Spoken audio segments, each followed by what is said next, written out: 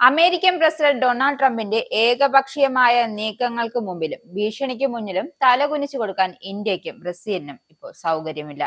നേരത്തെ ബ്രസീലിനോട് ഭീഷണി മുഴക്കിയാണ് ട്രംപ് എത്തിയിരുന്നത്. എന്നാൽ അപ്പോൾ തന്നെ ബ്രസീൽ തങ്ങളുടെ നയം വ്യക്തമാക്കിയിരുന്നു. തങ്ങൾക്ക് എന്തിനും കൂട്ട് ചങ്കുറപ്പുള്ള ഇന്ത്യയുണ്ട്, അതുകൊണ്ട് തന്നെ ട്രംപിന്റെ പാട് നോക്കി പോകാമെന്നായിരുന്നു. എന്തായാലും കഴിഞ്ഞ ദിവസം Brazilian president Luiz Inacio Lula ഡെസിൽവയും ഇന്ത്യൻ പ്രധാനമന്ത്രി നരേന്ദ്രമോദിയും തമ്മിൽ 1 മണിക്കൂറോളം ഫോണിൽ സംസാരിച്ചിരുന്നു. ഇരുവരും ആഗോള സാമ്പത്തിക സ്ഥിതിയെക്കുറിച്ചും വർദ്ധിച്ചു വരുന്ന വ്യാപാര യുദ്ധങ്ങളെക്കുറിച്ചുമാണ് ചർച്ച ചെയ്തത്.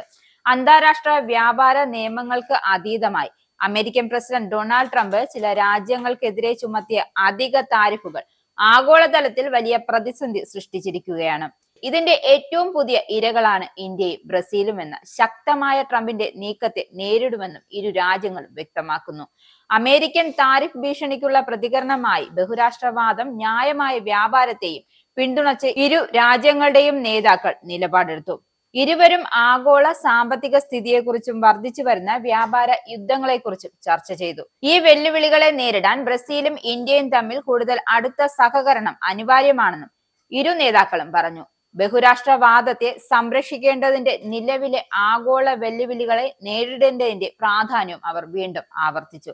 മുൻ ബ്രസീലിയൻ പ്രസിഡന്റ് ജെയർ ബോൾസോനാരോക്കെതിരെയും നീതിന്യായ നടപടികളെ തുടർന്ന് ജൂലൈ 30-നാണ് ട്രംപ് ബ്രസീലിയൻ ഉൽപ്പന്നങ്ങൾക്ക് 50% അധിക താരിഫ് ചുമത്തിയത്.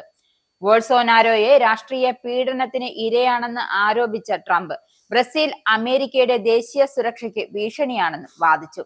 എന്നാൽ ഈ നീക്കം ബ്രസീലിന്റെ ആഭ്യന്തര കാര്യങ്ങളിൽ ഇടപെടാനുള്ള നിയമവിരുദ്ധമായ ശ്രമമാണെന്നും ബ്രസീൽ സർക്കാർ അപലപിച്ചു. ചൈനയും ബ്രസീലിനെയും പിന്തുണച്ച് രംഗത്തെത്തി. ഇത് അമേരിക്കയുടെ ഭീഷണിപ്പെടുത്തൽ ആണെന്നും വിശേഷിപ്പിച്ചു. റഷ്യയുമായുള്ള ഇന്ത്യയുടെ എണ്ണ വ്യാപാരത്തെ ചൂണ്ടിക്കാണിച്ച് ഓഗസ്റ്റ് അവസാനത്തോടെ ഇന്ത്യൻ ഉൽപ്പന്നങ്ങൾക്ക് 50% താരിഫ് ചുമത്തുമെന്ന് ട്രംപ് ഭീഷണിപ്പെടുത്തി. ഇതിനെയും അന്യായമെന്നും നീതീകരിക്കാനാവാത്തതെന്നും യുക്തിരഹിതവും എന്ന് വിശേഷിപ്പിച്ചുകൊണ്ട് ഇന്ത്യ ഈ നീക്കത്തെ ശക്തമായി വിമർശിച്ചു. കൂടാതെ ദേശീയ താൽപര്യങ്ങൾ സംരക്ഷിക്കുമെന്ന് പ്രതിജ്ഞ എടുക്കുകയും ചെയ്തു. ബ്രിക്സ് അംഗരാജ്യങ്ങൾ അമേരിക്കൻ ഡോളറിനെ ദുർബലപ്പെടുത്താൻ ശ്രമിക്കുകയാണെന്ന് ട്രംപ് ആവർത്തിച്ച് ആരോപിക്കുകയും അധിക താരിഫുകൾ ചുമത്തുമെന്ന് ഭീഷണിപ്പെടുത്തുകയും ചെയ്തു. എന്നാൽ ഈ ആരോപണങ്ങളെ ബ്രിക്സ് തള്ളിക്കളഞ്ഞു. അമേരിക്കയുടെ സ്വന്തം വിദേശ നയങ്ങളാണ് ഡോളറിന്റെ മൂല്യം കുറയ്ക്കുന്നതെന്ന് ബ്രിക്സ് രാജ്യങ്ങൾ വാദിച്ചു.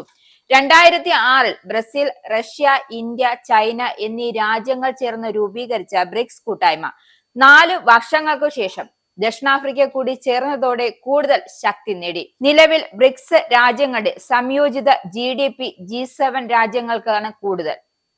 ട്രംപിന്റെ വ്യാപാര സമ്മർദ്ദങ്ങൾക്കെതിരെ സംയുക്തമായി പ്രതികരിക്കുന്നതിനായി ഒരു ബ്രിക്സ് ഉച്ചകോടി വിളിക്കാൻ പദ്ധതിയിടുന്നതായും പ്രസിഡന്റ് ലുല പറഞ്ഞു. ഉക്രൈൻ വിഷയത്തിൽ റഷ്യയുടെ വ്യാപാര പങ്കാളികളായ രാജ്യങ്ങൾക്കുമേൽ അധിക താരിഫുകൾ ചുമത്തുമെന്ന ട്രംപിന്റെ ഭീഷണിയെ റഷ്യയും തള്ളിക്കളഞ്ഞു. പരമാധികാര രാജ്യങ്ങൾക്ക് അവരുടെ വ്യാപാര പങ്കാളികളെ തിരഞ്ഞെടുക്കാൻ സ്വാതന്ത്ര്യമുണ്ടെന്നാണ് റഷ്യ പറയുന്നത്.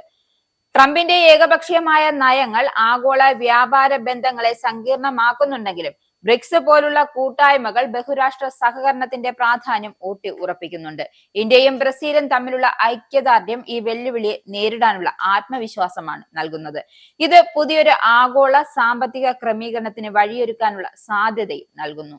ഇസ്രായേലിന്റെ 5 സൈനിക താവളങ്ങളിൽ കനത്ത നാശനഷ്ടം. മോദി വെളിപ്പെടുത്തുന്ന ഇന്ത്യയുടെ വികസനത്തിന്റെ മയക്കുമരുന്ന് വിൽപ്പനയ്ക്കെതിരെ ശക്തമായ നടപടിയെടുത്ത് ഷാർജ പോലീസ്. അമേരിക്കയിലെ സാധാരണ മനുഷ്യരോട് കൂടിയാണ് കോൺഗ്രസിനുള്ളിൽ പങ്കുവയ്ക്കാൻ ഓപ്പറേഷൻ സിന്ദൂറിൽ ഉപയോഗിച്ച